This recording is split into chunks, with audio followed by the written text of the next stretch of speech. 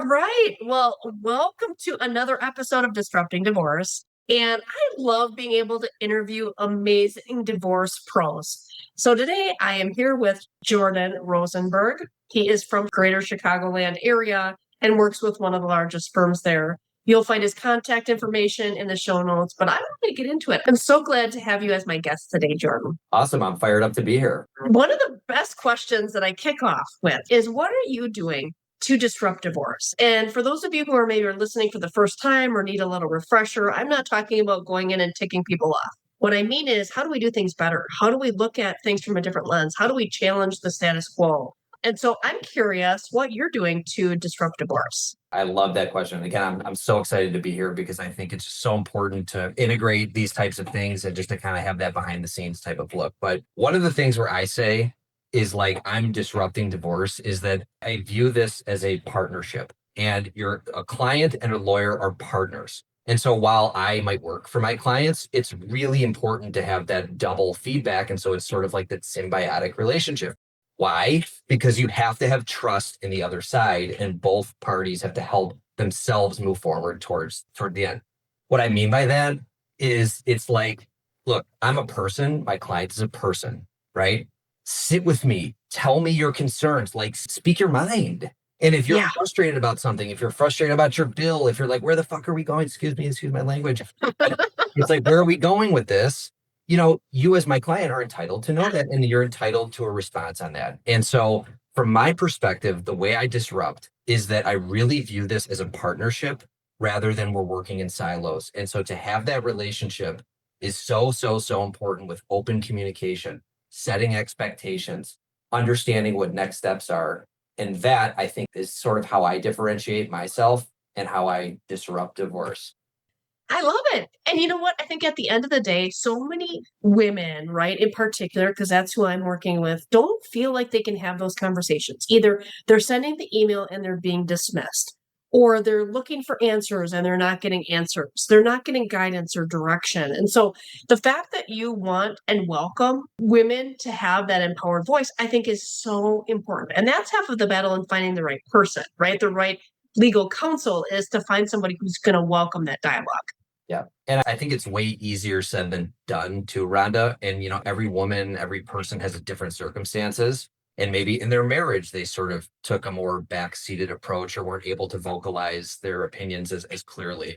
And so it's hard to come to the table and articulate that when you're used to sort of suppressing that. So to me, the divorce process is learning a different language. That's why they call it a process, right? You have to work through the process. But to me, it's really about stopping, understanding where you're at objectively, and trying to maintain that open and relatable concept with your lawyer. Yeah, absolutely. Well, and I know one of the things that we're going to kind of unpack today is, what are some of the things that you wish your attorney would have told you, right? So we're going to kind of like pull back the curtain and unpack some of that. So I know we've kind of articulated a few things. And the first thing, which again makes my heart sing, is organizing and the value and importance that that brings to the table. Talk to us a little bit about that.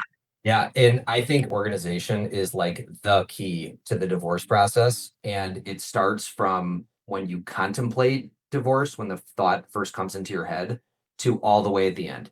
And so organizing anything from your thoughts, your expressions, where you're at, what's happening internally, if it's something where you're taking notes on what your husband is doing or what your wife is doing or what your observations of your kids are, and really just your finances. And that's exactly where you come in and what you offer, Rhonda, which is so important, is like organization in terms of like, this is what I have. This is what's on my mind. This is what it is. And the reason for that is because then if you're organized, it's easier for other people to help you and strategize with you. And so if your thoughts, even on parenting stuff, right? If your thoughts are organized in terms of events, what's happened concerning behavior, it's easier for you to relate that to me and say, here's what's happening, and it's easy for me to understand it and help you. On the finances, even if you don't know a lot of the finances, be a spy.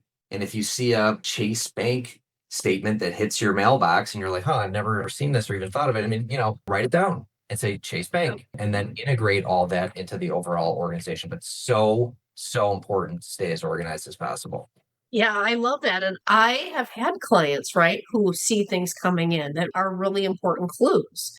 So there was one gal in particular, she had opened the mail, thought it was junk mail, whatever, and it was from a credit union. And the credit union said, "Hey, there's a savings account with a $5 balance." Well, when you've done this work long enough, that's an alert button, right? Like, hey, credit unions typically say you've got to open a savings account for $5, the minimum. And if there are loans, home equity lines, something else, sure enough, husband had taken on a home equity line of credit that she didn't know about, but that was the clue to ask more questions. And so I've always said women can be really good private investigators when they have to be. We just need to turn on our reticular activating system and look for those things and jot them down.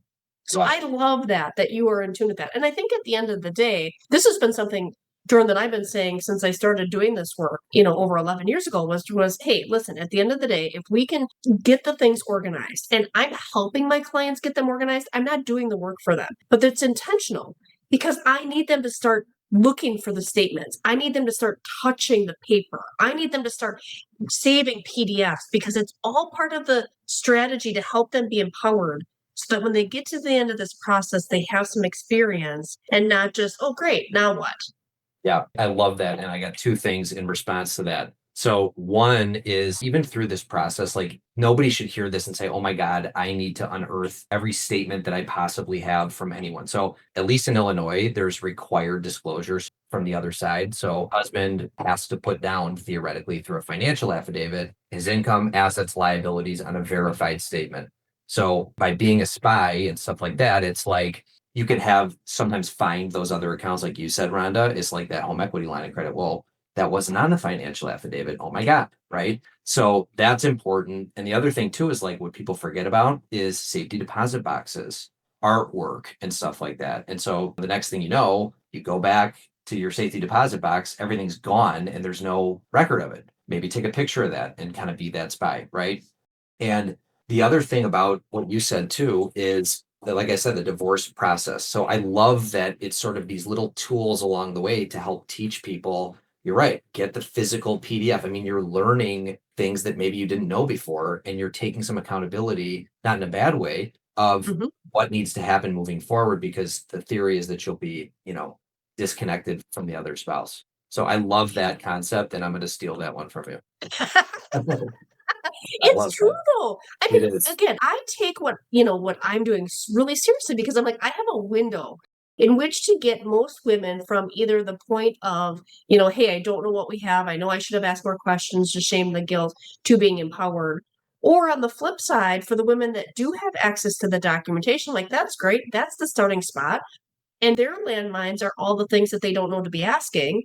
And so each of those aspect has its own set of challenges. But I think at the end of the day, yeah, I want women to be in a better spot after this process and ready to take that next chapter, right? And so we've got a small window of time in the grand scheme of things in which to do that.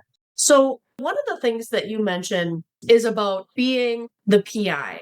And talk to us a little bit about, because one of the statements you said as we were kind of chatting before I hit record was, hey, the smartest people know when to ask for help. Like, Yeah. we got to just sit with that for a minute because I'm like, yes, please do not think, well, I know where everything is. I don't need to ask for help, right? I mean, we've been doing this long enough to know, hey, listen, the way that we look at the financial things in particular through is different. We look at debt a little bit different than if you were going through divorce. We look at assets a little bit different. We look at pensions a little, everything that we do related to the finances, we're looking through the lens of the divorce process. It's not just, hey, I know where everything is. I don't need help. Yeah. And I mean, that's awesome. And I think that everybody should live by is that the smartest people know when to ask for help. And even as a divorce lawyer, I'm not going around saying, I know exactly what to do with your personal injury case, or I know exactly what to do with your tax return. Right. And so to me, I'm not going to chat GPT my way through that. And that's not the way you should do things. So to me, that applies categorically to everybody. And if you Yeah. feel like you're not sophisticated enough in a particular area, you got to ask for help. Like, Yeah. otherwise, if you knew how to get the divorce, then you wouldn't hire a divorce lawyer. If you knew how to not to organize your finances and what needs to happen here and move this pension around here, you wouldn't be hiring Rhonda. Yeah. It's in those moments where it's like, okay, totally overwhelmed. I have to organize all my finances. I got to get all these documents together. I have to figure out what's best for me in terms of, do I take equity in a house? Do I take a pension interest? Like, how do I horse trade this as a Mhm. client, but also as a lawyer? And so that's why, like, working with people like you, Rhonda, and a client, like as a team, it's so valuable because to me, I have to walk the line in terms of what you're entitled to versus what you need. And you and the client sort of have to mold to that, right? And so what I mean by that is no, generally, but not sophisticatedly, do you take a bunch of stocks with capital gains on it, or do you take equity in a house? And a lot of the stem of this conversation usually occurs is, am I keeping the house? Right? That's like the linchpin to like everything. And then they talk about budget. Well, can you afford the house? Well, how do you buy out the house from the other person? Is it something where all your money is going to be going to service the house just so your kid can sleep in the same bedroom? And that's legit. I get it 100%, but that ultimately long term might not make sense. So to me, Yeah. that's the linchpin in a lot of these cases, but it's a great sort of phrase. The smartest people know when to ask for help and don't overexert yourself because that's what we all as professionals have jobs Yeah. to help you. Yeah, absolutely. And I think the other part too that you kind of alluded to was you people that are experts. I mean, I just had a call today with somebody that's like, hey, listen, right? You could go with the generalist, the attorney that does all the things, or you can go with somebody who this is what they do. And I would say the same thing on the financial side. I mean, most people kind of dabble in it, right? Oh, I'm doing a few here or there, but it's not, no, like this is all I do. And this is all you do. So, like, having the people that are experts, specialists in this particular area, I also think is really smart. Yeah. And even driving that home point, that point home even further is, let's say you had like a kink in your foot and you're like, I can't get rid of this foot thing. Oh my God. Even your internal medicine doctor, your general practitioner says, you know what? I get it a little bit. I know your foot, but go see a specialist. Go see the Yep. freaking podiatrist, right? And that person will figure it out because that's what they specialize in. And so it's the same concept with everything else. Yeah, absolutely. Absolutely. So, kind of along those lines, there's two other things I want to unpack a little bit. We've alluded to it. One is having a team of people. What does that team look like? And then I want to talk about the process and trusting the process. So, let's start with the team. I think one of the key areas here is we've seen a shift, right? When I first started, I'm sure closer to when you started as well, this whole team concept really wasn't as developed as it is now. And now we're hearing a lot about, hey, you've got to have the right team of people. And I personally could not agree more. So, talk to us a little bit about that. I love that. And usually what I tell my clients is, and especially women, I guess, is that no one is expected to go through this divorce process by themselves. And especially so if it's layered with young kids, if you've got a toxic relationship with your soon to be ex. I mean, it's so much work to just reconcile all that mentally. I mean, even like your friend is going to get sick of you for just dumping on them, right? So to your point earlier, Rhonda, is like specialize, and you don't have to Yep. specialize. So, oh my God, I have a specific problem. Tell me this response. Right. It's look, like emotionally, Um, specialize emotionally. How does that work, right? I think a therapist is really important. And that yep. way, in working with your lawyer, in working with your financial person, and working with everybody else, you're able to sort of stay on track. And so you've sort of filleth up your cup emotionally, sort of in one avenue. And then, you're able to kind of focus more comprehensively on what's in front of you. So while you and I, Rhonda, can probably provide some pretty good practical advice to our clients and just, don't worry about it. You got this. I mean, that's great, but it doesn't come with enough teeth where we're really making an impact on that person. And so to me, Yeah. a mental health professional is key because again, it's divorce is traumatic enough. And so to even have that support system, and it's not taboo, but to have that support system, so important. And that's Yeah. certainly Yeah, absolutely. Absolutely. And it's really like, that visual of the three-legged stool, right? Legal, financial, emotional. And again, I think the thing that people are starting to do better is working together as a team. Like, I think people could recognize that maybe you need somebody in each of those areas. But up until the last few years, people really weren't working together, coming up with a strategy, working from a holistic perspective, hopping on joint calls together. And I just feel like the clients in which we're able to do that, not only is the process better, but the outcome is typically better too, because Then when we're showing up to those conversations, right, and you're saying, hey, listen, you got to tell me what you want, and they're not saying, I don't know, right? I Right. mean, there's only so much you can do with I don't know. Right. And to me, and what we've even done before is we've actually sat with our clients and, financial advisors, and sat with our clients and mental health professionals. And even now there's, even recently in the last 10 years, there's divorce coaches. And those are totally invaluable too. And so it's important to integrate 100% so that not everybody's operating in vacuums and you can actually speak to each other and help the woman Yeah. that's this. The one thing I would caution people is that it's sort of this tightrope of need versus entitlement, which is what I sort of talked about initially, is that what you need in terms of finances, in terms of what you want, in terms of parenting time, it's different in terms of what you're entitled to and sort of running that cost benefit analysis to even get there. So a lot of times it doesn't make sense to spend 10 grand fighting about five. It doesn't make sense to spend a ton of money to fight about something that's not really going to change your relationship with the kids. You know what I mean? So, yes, it's important to have advocates, but it's really important, to your point, Rhonda, is integrate everybody so that it's not vacuums. Well, you need this, you need this, you need this, that it's all collaborating and kind of moving forward in that direction. Yeah, absolutely. And I think kind of along those lines, though, right? I mean, I feel like working in Illinois, I feel like there's a lot of things that Illinois has going for it that's probably the most black and white on some level versus other states where it's a little nebulous and there maybe aren't statutes around alimony and it's a range and, whatever. You've got it dialed in, right? Here's the scoop. But again, I always tell people like, hey, the output in those calculators is still only going to be as good as the numbers we're putting in. So what are we putting in? And there still is going to be a range. I mean, at the end of the day, there are going to be levers that people can pull, that you can pull to move the needle. But I think you're right. Like, okay, what do they need? If they can come in and say, listen, here's what I need on a monthly. And so we do like current and projected expenses. Like, okay, as a household, what are your current expenses right now? And then what are your projected? Oh, well, if you're going to keep the house, those line items will go across. Or you're going to be renting. What's an average rental in your area? And again, it's projected because we're doing projections. We don't know exactly, but we're trying to dial in so that women can be prepared to say, hey, here's what I know I'm going to be having to come in each month from alimony or child support or part-time work or full-time work or income from investments, right? And here's how much I need.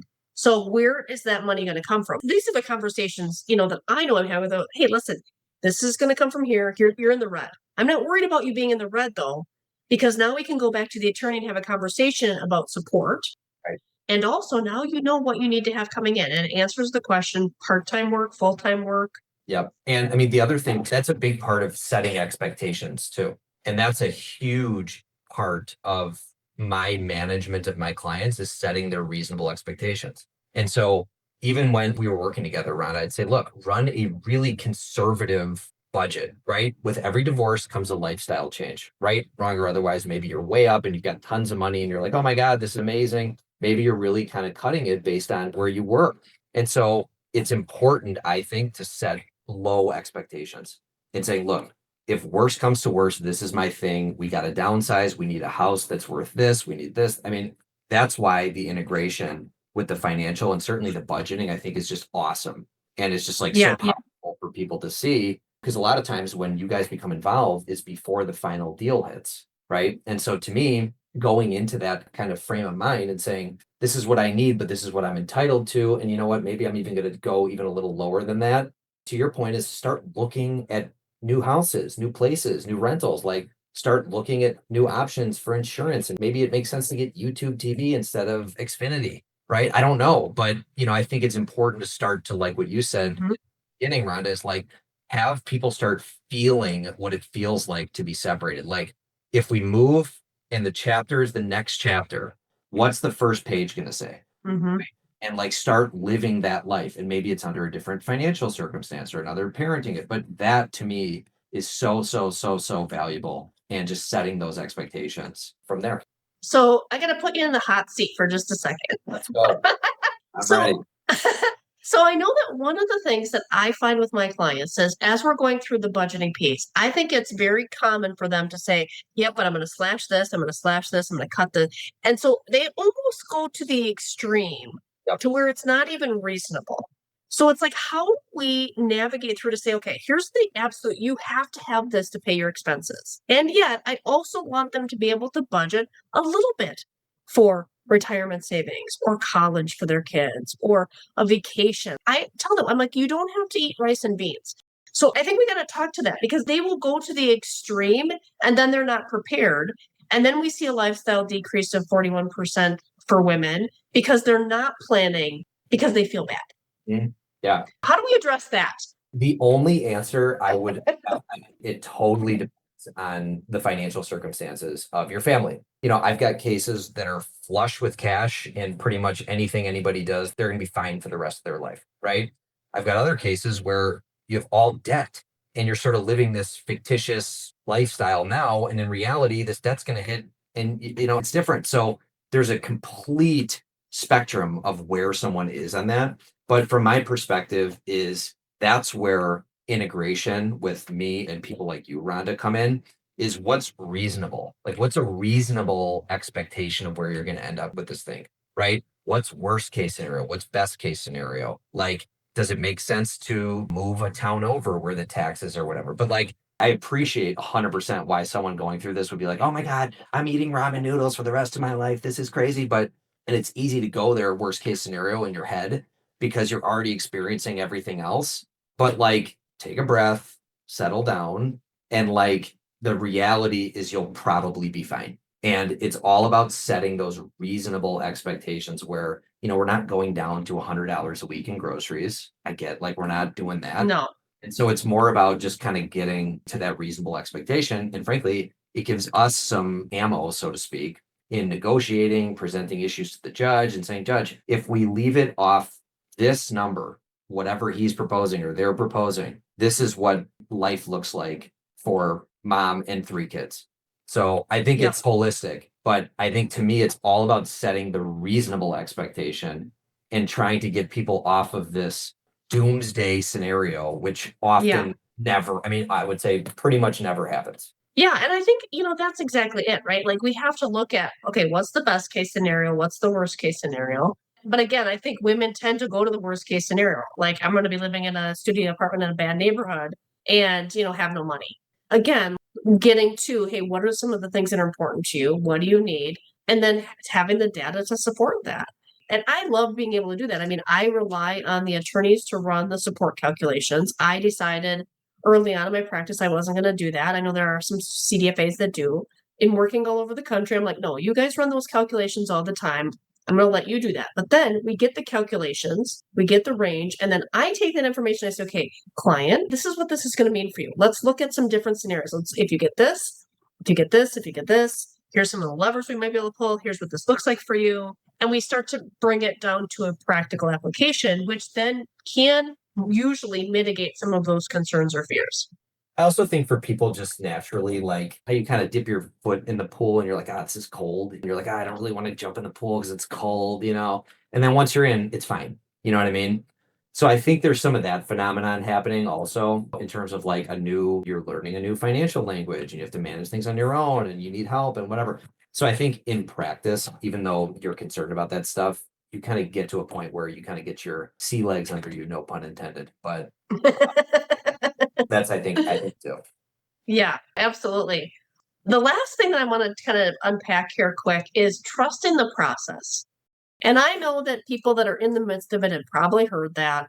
And I'll be honest, like I understand that concept. However, I think there's also an aspect that clients hear it from their attorney because it's like, hey, listen, I've got 50 other cases or 70 other cases. Trust the process because if I tell you that, then I can go over here and deal with all the other things that are now fires. When reality, there's less of a proactive approach in a lot of these cases, at least from what I'm seeing, right? So that to me has a little bit of a negative connotation because that's what people are told to pacify. Right. So talk to me a little bit about that and how can we make that, how can we disrupt that and make it more positive for people that are going through divorce? So trust the process doesn't mean be aloof to the process and not be integrated into the process, right?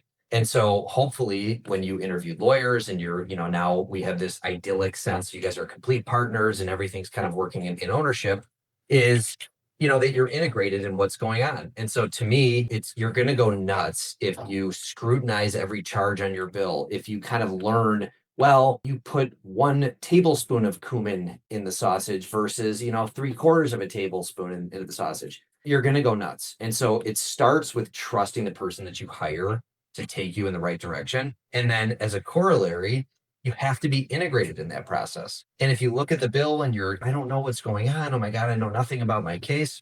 Okay. To me, as a person, as someone that's working for you, makes sense to me. Reach out. Let's have a sit down. Let's clear the air. What do you need as a client? Do you need after every court appearance? I want a half hour decompress. Even if nothing happened, I just want to hear from you that we're good, right? Perfect. And some people need that, some people don't. Some people shoot me a quick email, do that. But like, if you have a strategy, and I think that's what I find a lot of people don't have is just strategies. And even when I get a client who's been working with somebody else, it's like, well, what's the status of your case? I have no idea. Well, what do you mean? Well, I don't know. We did this, we did this, we did this.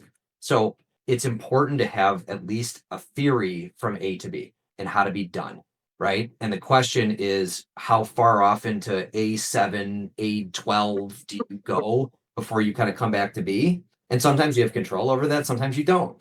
And so you have to know like the strategy. And at those flex points, you have to be able to make decisions in conjunction with consultation with, professionals of which way you're going to go. Yeah. And like I was saying earlier, it's like, do you spend another $40,000, $50,000 trying to chase and unearth a collective $25,000? No, right? And to me, it's like finality in the divorce process is like totally subjective and has a dollar amount attached to everybody. And it's our job to make you aware of that's a good idea or a bad idea. But sometimes if it's like, look, you're overpaying by 10 grand, but I'm done. No one's judging you for that, right? Get it done. Yeah. And so trusting the process is A, trusting your lawyer, right? B, having open and communication with your lawyer and kind of articulating your needs and what you need from this representation. 3 is integrating everybody. And really, it's everything we talked about today, Rhonda. It's trust the process, which is like you have to trust the people you're working with, but it doesn't mean just hand it over and let somebody run with it, right? No. Have to be integrated with it, but you have to trust that the specialists know what they're doing. Yeah, absolutely. I love that because I think at the end of the day, like you might not know what you need until it happens, right? So, like, for example, a lot of times clients will get an email that their attorney has just forwarded. I'm like, hey, here's an email from opposing counsel. What am I supposed to do with that? Right? Like, they're like, I don't know what this means. And it sounds like it's maybe more scary than what it really is. So, again, you might not recognize that that happens until it happens. And then to your point, Jordan, you can say, okay, listen, when we get emails from opposing counsel, I need you to tee up that email and explain to me what's happening. Like, come up with a little system, right? Is this like urgent, need to handle it? Not a big deal. We'll talk about it later. I mean, like something. Like people will get motions that get filed and like, oh, here you go. And the client's like, what does this mean? As a lawyer, I'm certainly not perfect. This happens all the time. It's like, I'm running around and I just forward things to people. And then, like you said, is you don't know until there's sort of like a reaction to it. I did that to a client one time and I was like, hey, see below, FYI, thinking it was quasi innocuous and just saying, Yeah. hey, you in the loop. And we had a whole sit down. We had a whole system that we created. And what she told me is she wants no emails on Fridays, no emails over the weekend. And she's like, before you send something, either let's have a call or I need to have some context in what you're sending me beyond just like, hey, CFYI for your records. Right. Mhm. Because she was particularly emotional. She was very whatever. And that first off, not only did it make sense as a starting point, and that's like textbook, you hit on 9 on blackjack, like that's what you do, hit. Right. So that makes sense. But also, like for her, she really was able to articulate. She's like, look, I can't process this on a Friday. I got my kid on the weekend. Like, I don't want to be stewing about this all weekend. Like, if it's a true emergency, I have to know about it. And you'll let me know, and my phone works or whatever. But if it's a true emergency, let me know. But otherwise, you can filter some of this stuff. and like, let's time it right. And I don't want to be totally consumed by this process with stuff that I don't necessarily need to worry about. I love that. I love the clarity around that because again, like I think we get those emails and we feel like we need to respond or we need to do something with them. And sometimes it is an FYI, and you know if it's a big deal or not, but the client doesn't always know that, right? So I would love it if every single person that's listening to this episode comes up with what is it that they need? What do they want? Do you not want to get, I mean, Right. like, because I think that's so important. And then it'll help you do your job better for them and customize the experience for what it is that they need.